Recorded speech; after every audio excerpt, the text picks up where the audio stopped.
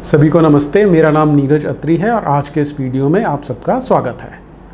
आज हम बात करेंगे टीपू सुल्तान के बारे में, जिसके बारे में बहुत सारी कंट्रोवर्सीज़ हैं, बहुत सारे विवाद हैं। आपको ध्यान होगा कुछ वर्ष पहले जो कर्नाटक की सरकार है उसने ये डिसाइड किया था कि जो स्टेट की झांकी जाती है, जो प्रांत की झांकी जाती है यहाँ दिल्ली में एग्जीबिशन के लिए, उसमें टीपू सुल्तान का टैब्लू चुना गया था।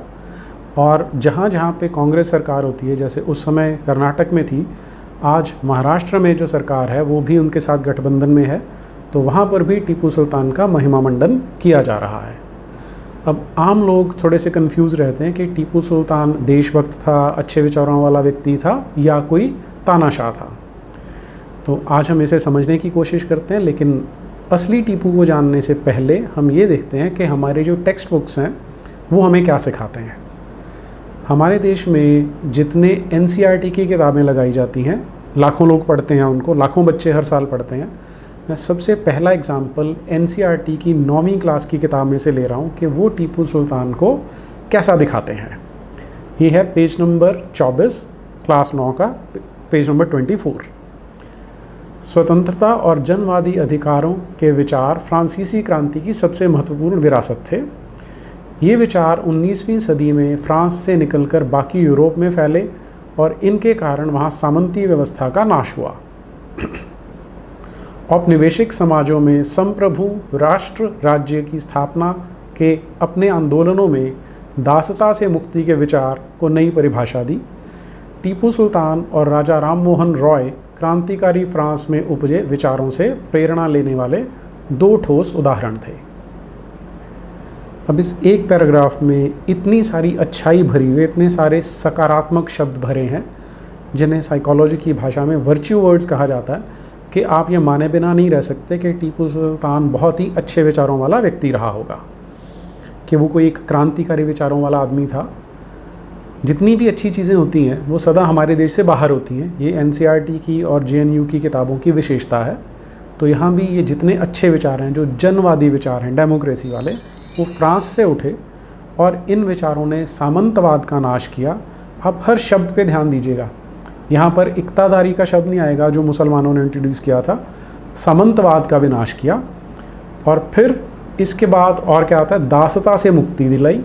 और टीपू सुल्तान क्रांतिकारी फ्रांस में उपजे विचारों से प्रेरणा लेने वाले ठोस उदाहरण थे। तो इस तरह से इमेज बनाई जाती है। अब जो वास्तविक टीपू सुल्तान है वो कितना जनवादी था, कितना उदारवादी था और कितना प्रगतिशील था, वो हमें उसकी अपनी किताबों से, उसके अपने डॉक्यूमेंट्स से पता लगता है। जो मैं आज आपके साथ एग्जांपल शेयर करने वाला हूँ, एक किताब है जो किसी अंग्रेज़ ने आज से लगभग 125-150 साल पहले लिखी थी। किताब का नाम है select letters of Tipu Sultan. लिखने वाला है विलियम किर्कपैट्रिक। मैं उसका लिंक यहाँ नीचे डिस्क्रिप्शन बॉक्स में आपके लिए दे रहा हूँ, ताकि आप इसे डाउनलोड करें और पढ़ें। और जो आज मैं एग्जांपल ले रहा हूँ वो उसके पेज नंबर 291 से 295 तक, यानी 291 से 295 तक में आएगा। ये उसने एक फरमान जारी किया था जहाँ जहाँ पर उसका शासन था, उसके बारे में ये लेटर है। पहला जो पोर्शन है वो है जो टीपू सुल्तान ने अपने आप डिक्टेट करवाया था, तो पहले मैं उसे पढ़ता हूँ। वैसे तो इंग्लिश में है, लेकिन मैंने इसको ट्रांसलेट किया है, तो मैं हिंदी में उसे पढ़ के बताता हूँ आपको। नबियों की मुहर सल्लल्लाहु अलैहि वसल्लम के वक्त अल्लाह का फरमान ज़ाहिर किया गया था, लेकिन उसके बाद के सुल्तानों और शहज़ादों की हुकूमत में दीन के कमज़ोर हो जाने के वजह से ये कानून माने नहीं गए। इसलिए हम अल्लाह के फ़ज़ल से ये हुक्म जारी कर रहे हैं। ये हुक्म हमारे दस्तखत और मुहर के साथ भेज रहे हैं, ताकि दीन हक़ का सच्चा रास्ता दिखाया जा सके। जितने भी इस्लाम के लोग हैं वो तुम्हारी कचहरी के काजी हैं या उसके ओहदे के ऊपर के अफसर, ये पैगाम उन सब तक पहुंचाना तुम्हारा फ़र्ज़ है। जो इससे अनजान हैं उन तक ये पैगाम पहुंचाना फ़र्ज़ दीन भी है और जिहाद की मांग भी। इस फरमान की ढेरों प्रतियां बनवाकर काजियों और महकमे के बाकी मुसलमानों में बांटी जाएं, ताकि ये ज़्यादा से ज़्यादा फैल सके। ये फरमान का, जिसे आप कवरिंग नोट कह सकते हैं, कि ऊपर लिखी हुई चिट्ठी है कि इसके अंदर किस तरह की इंस्ट्रक्शंस आने वाली हैं। तो यहाँ से आपको स्पष्ट होगा कि किस तरह के उदारवादी विचार थे टीपू सुल्तान के, जो हिंदुस्तान में रह रहा था। मैक्सिमम जो उसकी प्रजा है वो हिंदुओं की है, लेकिन आपको हिंदुओं के बारे में एक शब्द नहीं सुनाई देगा। सारे का सारा एक्सक्लूसिवली मुसलमानों के लिए और जिहाद से रिलेटेड है। अब आगे इसका फरमान क्या है वो पढ़ते हैं। अल्लाह और उसके रसूल के फरमान के मुताबिक, जिसमें कहा गया है कि, अब आगे एक कुरान की आयत कोट की गई है। ये जो कुरान का चैप्टर नंबर 9 है सूरा तौबा, उसकी आयत नंबर 29 है। अहले किताब में से जो लोग ना तो दिल से अल्लाह ही पर ईमान रखते हैं और ना रोज़े आखिरत पर, और ना अल्लाह और उसके रसूल की हराम की हुई चीज़ों को हराम समझते हैं, और ना सच्चे दीन ही को इख्तियार करते हैं, उन लोगों से लड़े जाओ यहाँ तक कि वह लोग जलील होकर अपने हाथ से जिज़िया दें। इसके बाद फिर फरमान जारी रहता है। हमारी लगातार ये कोशिश भी है और शिद्दत से ये ख्वाहिश भी है कि उन सारे लानती और अकड़ने वाले काफिरों की मुसलमानों के हाथों से करारी शिकस्त हो, जिन्होंने मोमिनों के ख़िलाफ़ बगावत करने के लिए सिर उठा रखे हैं। या तो ये काफिर सच्चे दीन को कबूल करेंगे या इन्हें जिज़िया देना पड़ेगा, ख़ास तौर पर तब जबकि हिंद के शहज़ादों की मूर्खता के चलते इस घटिया नस्ल ने ये सोचना शुरू कर दिया है कि मुसलमान कमज़ोर, कमीने और गलीज़ हो गए हैं। यही नहीं, उन्होंने मुसलमानों की जायदादों में घुसकर उसमें कत्लो गारत कर रखी है। तो यहाँ वो क्लियरली बोल रहा है कि या तो इन काफिरों को मुसलमान बनना पड़ेगा या उन्हें जिज़िया देना पड़ेगा। आपको ध्यान होगा, जिज़िया एक ऐसा टैक्स है जो नॉन मुस्लिम्स को ह्यूमिलिएट करने के लिए, जैसे यहाँ पे लिखा गया है, जलील करने के लिए लगाया जाता है उन पर। आगे फरमान कंटिन्यू होता है। इसलिए हम अपने अल्लाह में यकीन और अपने दीन की मदद से, जिसका कहना है कि, इसके बाद आगे जो चैप्टर नंबर 61 है, 61 है, उसकी आयतें हैं। ए ईमानदारों, क्या मैं तुम्हें ऐसी तिजारत बता दूं जो तुमको आखिरत के दर्दनाक अजाब से निजात दे? वह ये है कि अल्लाह और उसके रसूल पर ईमान लाओ और अपने माल व जान से अल्लाह की राह में जिहाद करो। अगर तुम समझो तो यही तुम्हारे हक़ में बेहतर है। ऐसा करोगे तो वह भी इसके एवज में तुम्हारे गुनाह बख्श देगा और तुम्हें उन बागों में दाखिल करेगा जिनके नीचे नहरें जारी हैं, और पाकीज़ा मकानात में जगह देगा जो जावेदानी बहिश्त में है। यही तो बड़ी कामयाबी है। इसलिए मैंने इनके ख़िलाफ़ जिहाद करने का इरादा कर लिया है। उनसे कहो कि बस वही करें जो हलाल है और उससे बचें जो हराम है, और अल्लाह के हुक्म पर चलें।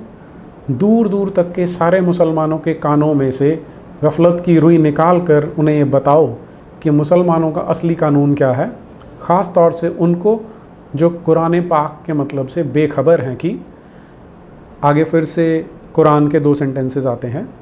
काफिरों और मुनाफिकों की बात ना मानो, क्योंकि अल्लाह सब जानने वाला अल हाकिम है।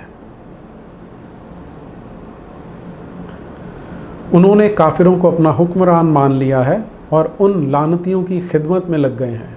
इसलिए जो काफिरों के इलाके में रह रहे हैं उन सबको ये पैगाम दे दो।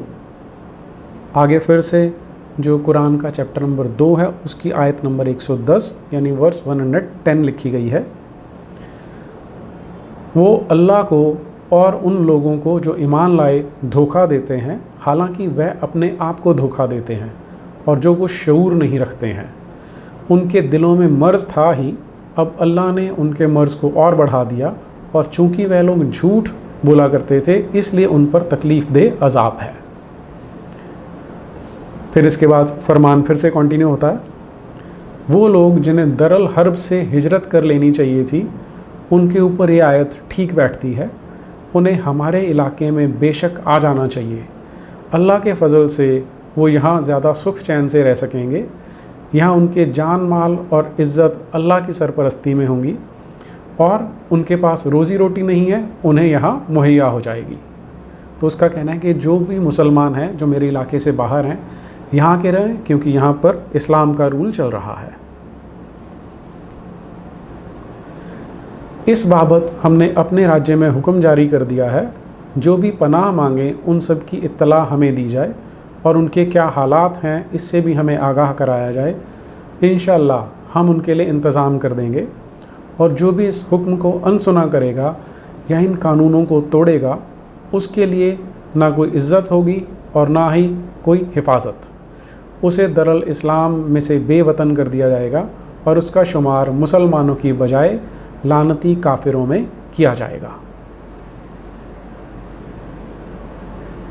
तो ये फरमान है उस टीपू सुल्तान का जिसे हमारे बच्चों की किताबों के ज़रिए ब्रेन वॉश करके ये बताया जा रहा है कि वो बहुत अच्छे विचारों वाला, खुले विचारों वाला व्यक्ति था जो दास्ता के अगेंस्ट था और प्रगतिशील विचार रखता था, जो क्रांतिकारी फ्रांस से निकल के यहाँ आए थे।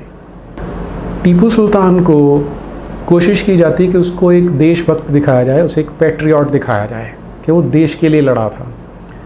इसके लिए हमारे बच्चों के साथ जो ट्रिक खेला जाता है वो एनसीईआरटी की 8वीं क्लास की किताब में से आपको देखने को मिलेगा।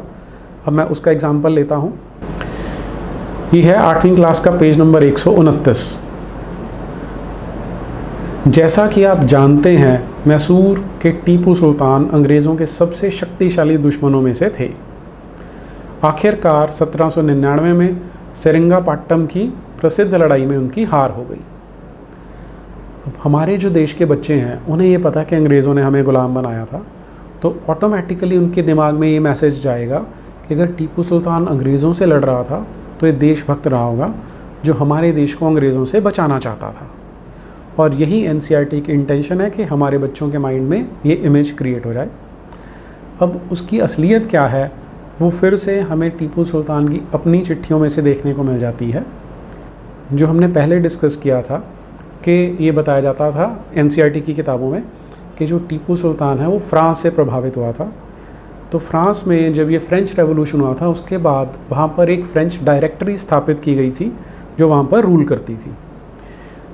इन्हें टीपू सुल्तान ने लेटर लिखा था, और वो लेटर क्या है वो अगर हम पढ़ लेंगे तो वहाँ से आपको इसकी ज़्यादा स्पष्टता हो जाएगी कि क्या वाकई में मांग रहा था टीपू सुल्तान उनसे। आइए देखते हैं।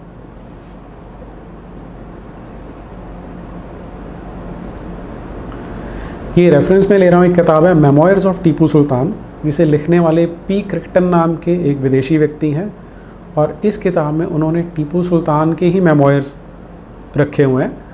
मैं जो रेफ़र कर रहा हूँ आज वो है इसके पेज नंबर 126 से 130 तक, और इसका लिंक मैं नीचे डिस्क्रिप्शन बॉक्स में दे रहा हूँ। आप इसे डाउनलोड कीजिए और पढ़ के देखिए। उसने जो लेटर लिखी थी मैं उसे पढ़ता हूँ। मेरी सरकार और फ्रांस की दोस्ती से जलकर अंग्रेज़ों ने मराठों, निज़ाम अली ख़ान और मेरे बाकी दुश्मनों से दोस्ती कर ली है। कुछ साल पहले उन्होंने मुझसे एक जंग की थी जो कई साल तक चली थी, और इसके नतीजतन मेरे बहुत से ज़िले मुझसे उन्होंने छीन लिए हैं। मेरे 3 करोड़ और 30 लाख रुपए भी उन्होंने मुझसे छीन लिए हैं। अब वो मुझसे एक और जंग की तैयारी में है। मेरी इस बदकिस्मती से रिपब्लिक भी अनजान नहीं है। यहाँ पे रिपब्लिक जो कह रहा है वो फ्रेंच रिपब्लिक की बात कर रहा है कि मेरी इस हार से जो फ्रेंच रिपब्लिक है वो अनजान नहीं है। वो ये भी जानते हैं कि किस तरह मैंने एक एक इंच ज़मीन के लिए लड़ाई लड़ी है। आज ये ज़मीन हमारे सांझे दुश्मन के पास है। मुझे ये जालिम कुर्बानी देने के लिए मजबूर किया गया। जो भी ज़मीन हम अपने दुश्मनों से जीतेंगे, अब यहाँ पर मैंने थोड़ा सा बीच में से हटा दिया क्योंकि वो टेक्निकल डिटेल्स थी कि असल में यहाँ पे टीपू सुल्तान ये कह रहा है कि जो अंग्रेज़ हैं वो मेरे भी दुश्मन है और तुम्हारे भी दुश्मन है, और हमें इनको मिल के हराना चाहिए। तो उसके लिए आगे वो जो शर्तें तय कर रहा है, अब मैं उन पे आता हूँ। जो भी ज़मीन हम अपने दुश्मनों से जीतेंगे वो हम दोनों आपस में बराबर बांट लेंगे, सिवाय उस हिस्से के जो अंग्रेज़ों, मराठों और निज़ाम अली ख़ान ने मुझसे जीती हैं। संधि की शर्तों के मुताबिक ही दुश्मनों के समुद्री जहाज़ों का और पुर्तगालियों के इलाकों को भी आपस में बांट लेंगे, ताकि राजा का जो जंग पर खर्च होगा उसकी भरपाई हो सके। यहाँ पर राजा वो फ्रांस के राजा को कह रहा है।